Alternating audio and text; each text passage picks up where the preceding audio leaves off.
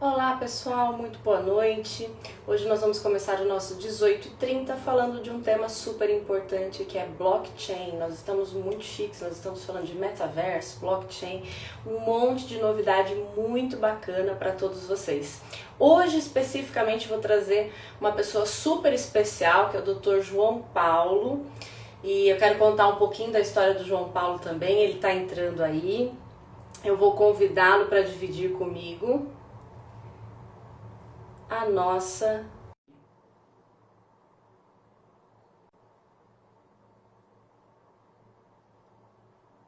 João, se você tiver pelo computador, você acessa pelo celular, que ele está me dizendo que você não pode participar. E isso geralmente acontece quando está tentando acessar do computador. Dá uma olhadinha.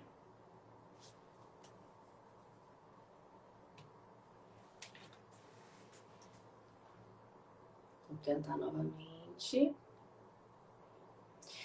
Então nós vamos falar de blockchain, o que é, como é que é utilizado, qual a finalidade, que tipo de tecnologia nós estamos falando, algo que hoje começa a se popularizar, a ser mais utilizado, né? Ainda é embrionário, vamos dizer, né? Não há uma utilização tão em larga escala, mas será em breve utilizado com muito mais facilidade. Vamos verificar aqui qual é o problema. Só um minutinho. Por que o João Paulo não está conseguindo acessar?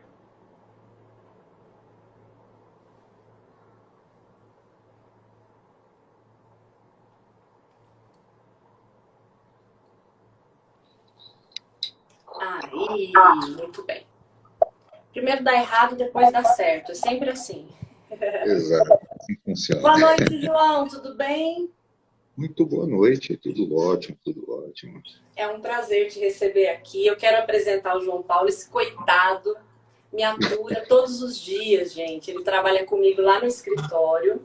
E olha, faz tempo que ele me atura. Quanto tempo você está lá comigo, João? Eu tô desde 2018, né? Desde Ó, 2018. 21, 4 anos já? Uau! Deixa eu contar rapidinho a história do João, que eu acho muito legal. O João foi meu aluno no primeiro semestre. E já no primeiro semestre eu notei que se tratava de um aluno diferenciado, pela maneira que ele estudava, que ele colocava as coisas e assim por diante. E aí ele tava no primeiro semestre, eu falei, João, quando você estiver mais ou menos no quinto semestre, eu volto para te buscar, para te levar para o meu escritório. Não foi, João? Exatamente. E aí, quando chegou no quinto semestre, eu não me esqueci e fui atrás dele. Sabia já que ele tinha uma carreira acadêmica brilhante, né? Porque todos os professores comentavam dele na sala dos professores. E aqui vai uma dica para vocês: as pessoas sempre estão nos observando, né? Às vezes a gente acha que ninguém está vendo e não é verdade, mesmo que as pessoas não falem, elas estão observando sim. E aí convidei ele para ir para o escritório. Ele já estava num escritório grande e aí então já estava lá há algum tempo e resolveu migrar para minha felicidade, para o meu escritório, e estamos juntos até hoje. Agora ele é meu sócio, ele entrou como estagiário, agora ele é meu sócio, e nós estamos lá na Labuta todos os dias, não é, João? Exatamente. Todo santo dia ali no trabalho, como falam, 24/7, né? 24/7, todos os dias. E é super tranquilo trabalhar comigo, porque eu sou super devagar, né, João? Eu não faço quase nada, né? Toda vez que eu vou falar com o João, ele fala qual é o tema que nós estamos falando, porque sempre tem uns 3, 4 projetos correndo ao mesmo tempo de coisas totalmente diferentes. E eu já chego falando sem parar de todos eles, né, João? É multitarefas, né? Multitarefas, é assim mesmo. Tem jeito. Mas é muito legal. Então, hoje o João veio aqui falar com a gente um pouquinho a respeito de blockchain, que é uma nova tecnologia que está sendo muito utilizada na área jurídica, começa a ser muito utilizada agora, né? Na verdade, ainda é embrionário, ainda se usa muito pouco, mas nós esperamos que rapidamente isso aumente, dada a facilidade, dada a diminuição da burocracia e também a segurança que o blockchain traz para a gente. Então, vamos começar, João, explicando, pessoal, do que se trata. E aí a gente vai comentando um pouco a respeito. Maravilha. Bom, o blockchain, que no inglês literal aí significa corrente de blocos, né? Ele surgiu em 2008, em meados de 2008, junto com a criptomoeda Bitcoin. E ele é uma espécie de banco de dados armazenado de forma pública sem um controle central. Daí, podemos dizer, então, que ele é um software descentralizado, né? Que, inclusive, constitui um dos principais pilares dele. Só que é importante fazer uma distinção aqui. Muita gente confunde o blockchain com o Bitcoin, Bitcoin com blockchain e vice-versa. O blockchain ele é um dos sistemas de segurança utilizados para as operações comerciais envolvendo essa criptomoeda. Por outro lado, o Bitcoin é justamente o ativo, é o criptoativo, é justamente a moeda virtual ou digital, que não chamar, criptografada, né? Mas, retomando aqui a explicação, só foi um pequeno adendo, os modelos tradicionais de bancos de dados, eles se concentram num sistema padrão, de usuário-servidor. Ou seja, tem um servidor que armazena todos os dados ali e ele os direciona, esses dados e informações, quando solicitados, ao ou aos usuários, né? No caso do blockchain é diferente. Cada máquina, que chamamos aqui na linguagem técnica de nó, possui simultaneamente um bloco de dados. Cada máquina possui um bloco contendo informações e dados importantes, criptografados, e que em conjunto, que por estarem em uma rede mundial de computadores, eles formam a união desses blocos com a repetição e redundância dessas informações inseridas. É um sistema ponto a ponto. Por isso, inclusive, o nome corrente de blocos. Se cada máquina conectada possui um bloco, um conjunto de blocos, elas estão interligadas, a gente tem essa corrente, né? E por que esse sistema foi criado? Né? Ele foi criado para distribuir essas informações e dados de maneira transparente e auditável. Como cada máquina contém esse bloco de dados, essa corrente, né? Elas podem ser verificadas, validadas por qualquer pessoa, o acesso é público. E, além disso, esse sistema, essa cadeia de blocos, ela é organizada de maneira cronológica. Ela segue uma data, uma ordem específica, e as informações armazenadas são criptografadas. E isso é um detalhe importante. Por quê? Já que o blockchain se orienta por essa ordem cronológica, significa que esses dados inseridos posteriormente nesse sistema, nesse banco, eles vão se basear nos dados inseridos anteriormente, fazer uma ordem linear. Então, uma pequena alteração em qualquer desses blocos invalida todo o restante. Por isso que se diz que o blockchain também é a prova de fato, seguro, coisa e tal, e o que é verdade, porque a dinâmica do sistema já demonstra isso, né? Então, nós temos, só para esclarecer para o pessoal, nós temos informações que são armazenadas através de transações em lotes, que nós chamamos de blocos, por isso blockchain. Todas essas informações são criptografadas e estão interligadas por um código, uma impressão digital que nós chamamos de hash. Exatamente. O hash é...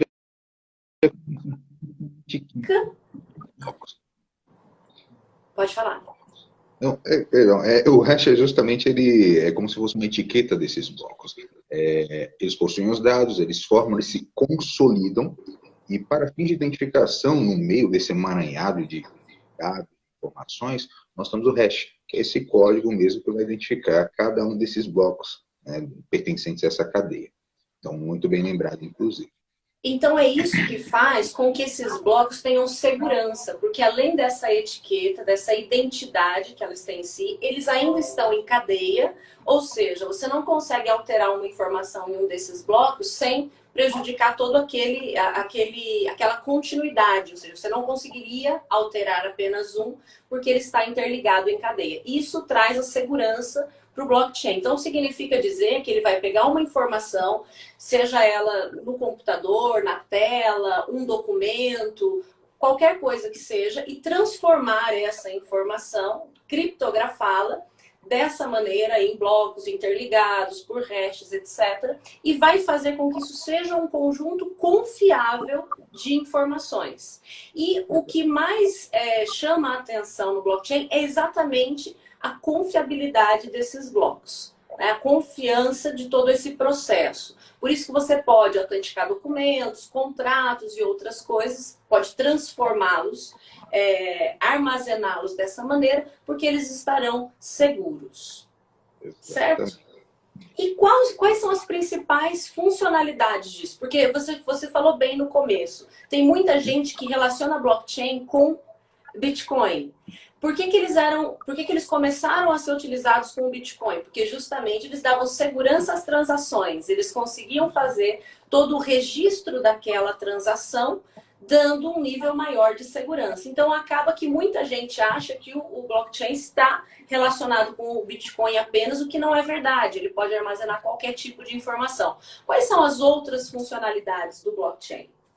Olha, de uma maneira assim, vamos trazer um pouco o cenário para o Brasil, né? Que no mundo, grandes empresas como a IBM, a Amazon, a Microsoft já vem utilizando isso no próprio sistema de banco de dados deles mesmos, né? Para criptografia de informações importantes e sigilosas. Mas aqui no Brasil, precisamente, embora ainda esteja numa fase embrionária, como bem lembrou na sua introdução inicial, na sua introdução do vídeo, aqui nós estamos utilizando basicamente para o quê? Autenticação, validação e registro de documentos em cartórios, como por exemplo pelo sistema notariado do Cartório Nacional do Brasil. Atualmente também é para finalidades de contratuais, os chamados smart contracts, né, ou contratos inteligentes, que ainda estão sendo aos poucos difundidos aqui, embora não com ampla utilização. Acredito até que por falta de uma regulamentação a respeito, as pessoas se sintam um pouco seguras de se utilizar, mas também é um meio utilizado. Para a finalidade de ata notarial, inclusive, tivemos em 2019 uma decisão muito importante aqui no TJ de São Paulo mesmo, que considerou válido o registro de uma prova em blockchain, uma ação judicial de crimes contra a honra, né, conteúdo ofensivo, e uma decisão inédita, né, que até então havia-se essa discussão se era possível ou não se realizar esse tipo de validação por essa plataforma. Essa decisão traz um precedente muito importante para nós, né? Então, como você está dizendo, contratos, ata notarial, há também a questão da propriedade intelectual, que muito embora a gente saiba que o órgão oficial de registro é o INPE, mas a utilização, a certificação através do blockchain de livros, áudios, músicas, no caso, produtos derivados ali da produtos relacionados à propriedade intelectual, eles podem ser certificados a fim de gerar uma robustez, uma proteção contra plágio, antes mesmo da aprovação no registro oficial, que sabemos que demora. Então, é uma proteção complementar, um meio adicional de proteção. Não pode ser o único, porque, como já disse, necessita de registro no INPE. Mas, certamente, é uma opção muito viável para quem não pode esperar ou, por algum motivo, uma morosidade do órgão para o registro da marca, da patente, que assim seja.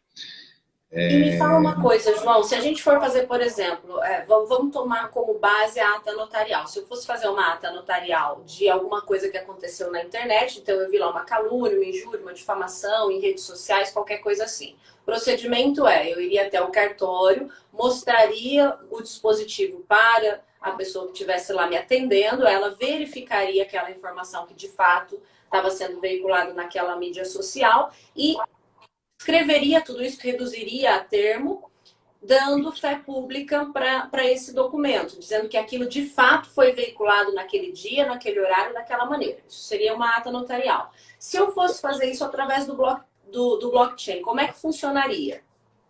Bom, vou utilizar o exemplo da própria decisão paradigmática que nós temos aqui hoje. Uma empresa privada, uma startup, não sei se poderia citar o nome, mas de todo modo é uma startup que realizou esse procedimento.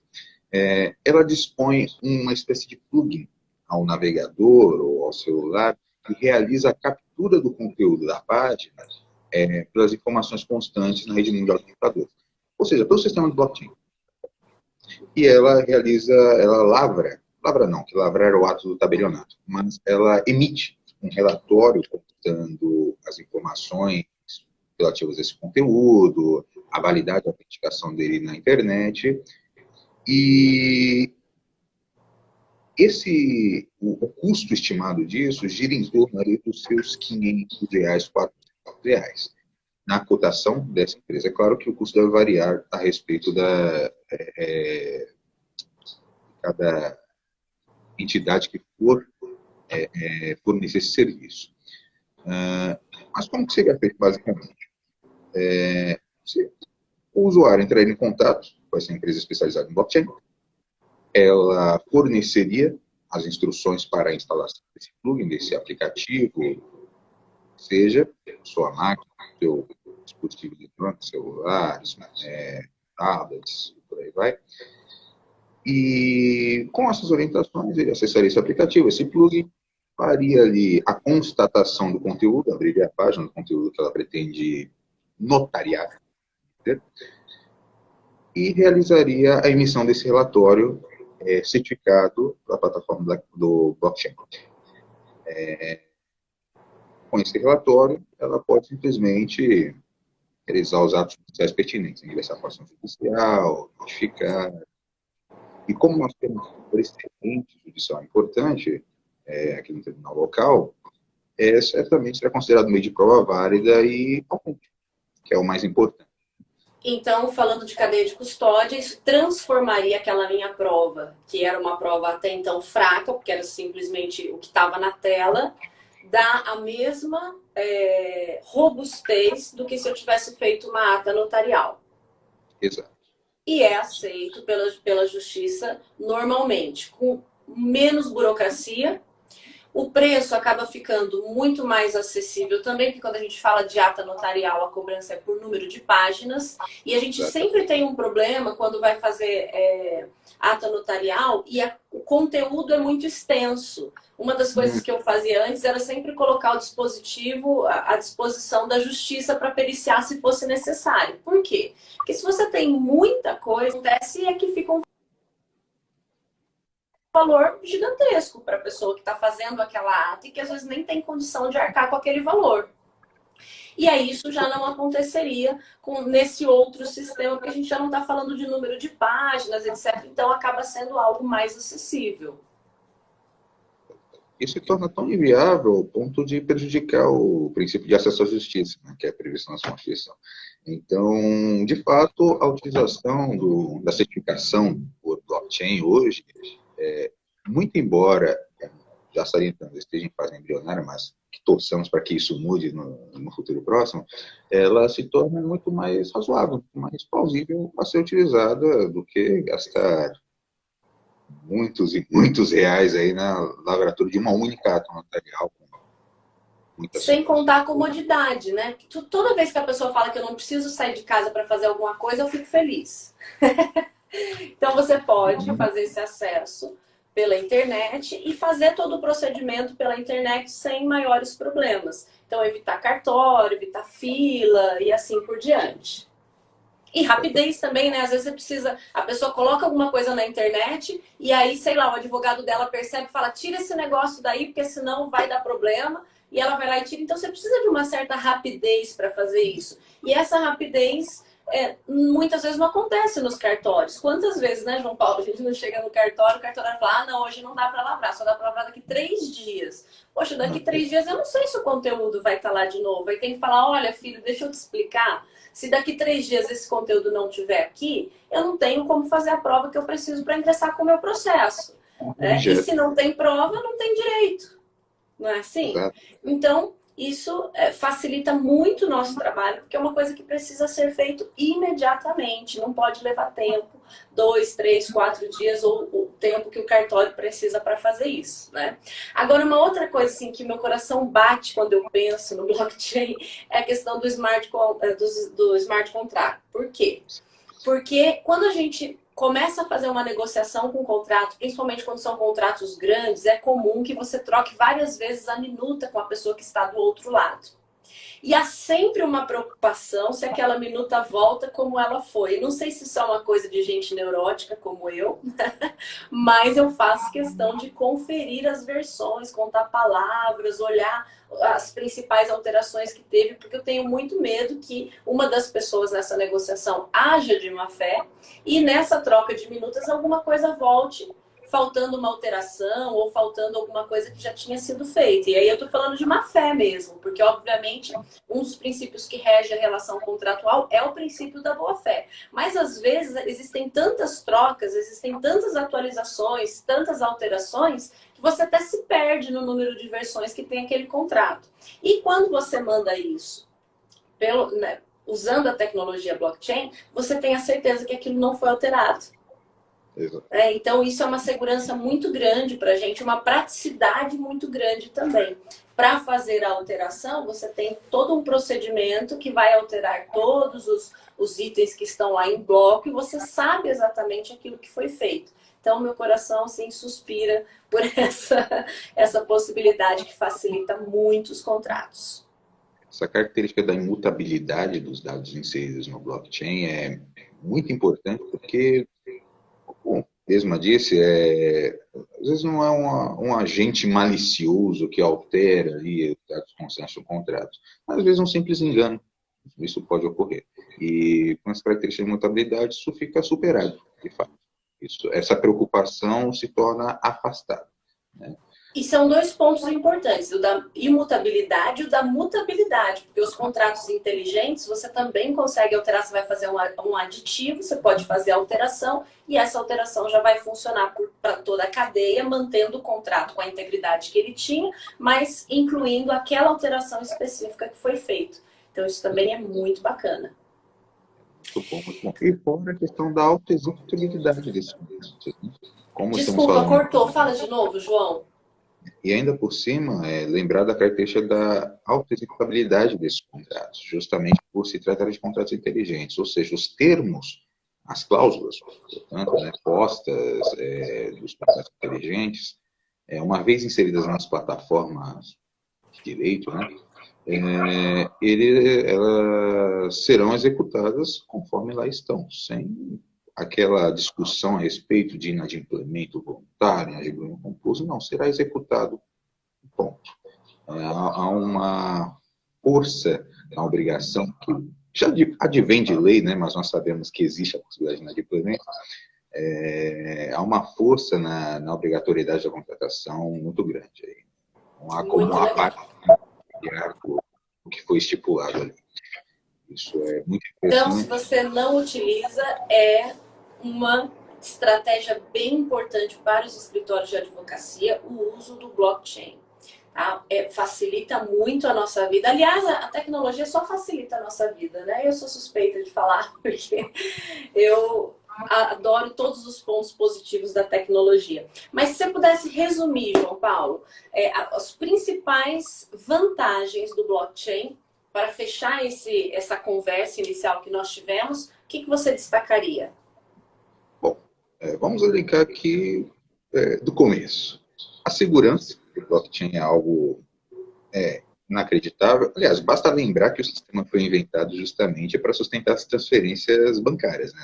As transferências em criptoativos. Então, tem que ser confiável, né?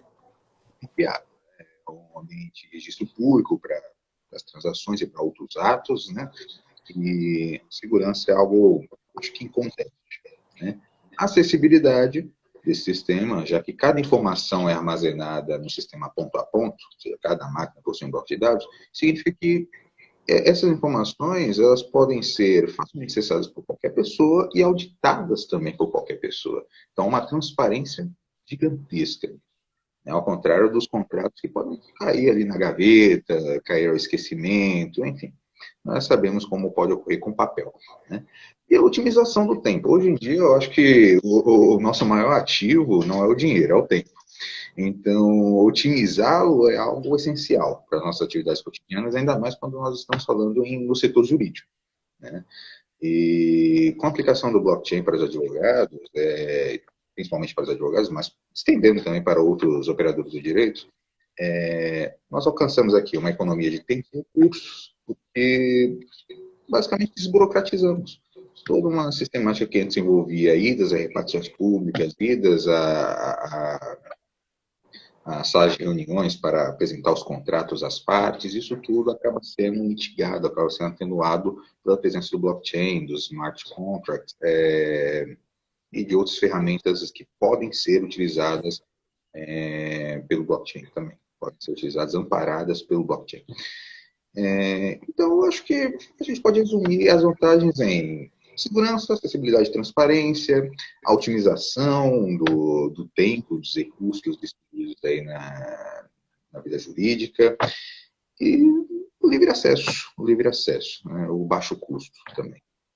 Eu costumo dizer que o momento tecnológico é um momento de transparência. A tecnologia, ela reflete transparência, porque os processos permitem que isso aconteça, né? Não tem mais aquela coisa, vamos colocar uma cláusula aqui escondida, vamos colocar uma cláusula em letras pequenas. Antes, o contrato ele era muito utilizado para levar vantagem em cima de outras pessoas. Essa visão não existe mais. O contrato hoje, ele é um instrumento que tem que ser equânime, tem que dar equilíbrio na relação entre as partes, inclusive o desequilíbrio dele pode gerar até uma onerosidade excessiva que permita que esse contrato seja revisto dependendo da situação, né? Então a ideia é que as relações sejam cada vez mais transparentes, cada vez mais consistentes e que as partes saibam exatamente amando aquele contrato, porque a ideia é que ele retrate uma negociação entre as partes e não que seja um instrumento para que um ganhe mais em cima do outro ou nada disso. E a tecnologia só vem colaborar com isso, né? E facilitar um pouco a nossa vida, como já tem facilitado aí com todos os processos digitais, né? Com toda essa revolução. Só o fato de a gente não precisar ir ao fórum para ver um processo, isso é a oitava maravilha do mundo, né? Vocês não conhecem essa época, mas eu, quando comecei a advogar lá na época das cavernas, a gente tinha que pegar uma alavanca, encher de processos e ir ao fórum para ver o que estava acontecendo lá. Então, aí, mais uma vez, a tecnologia... Oi? Eu ainda cheguei a pegar um pouquinho dessa parte ainda, lá na Não tem não, Jopá, você não pegou não. Você tá muito novinho para pegar essa parte. Não, fazenda pública sim, né, João? Fazenda pública.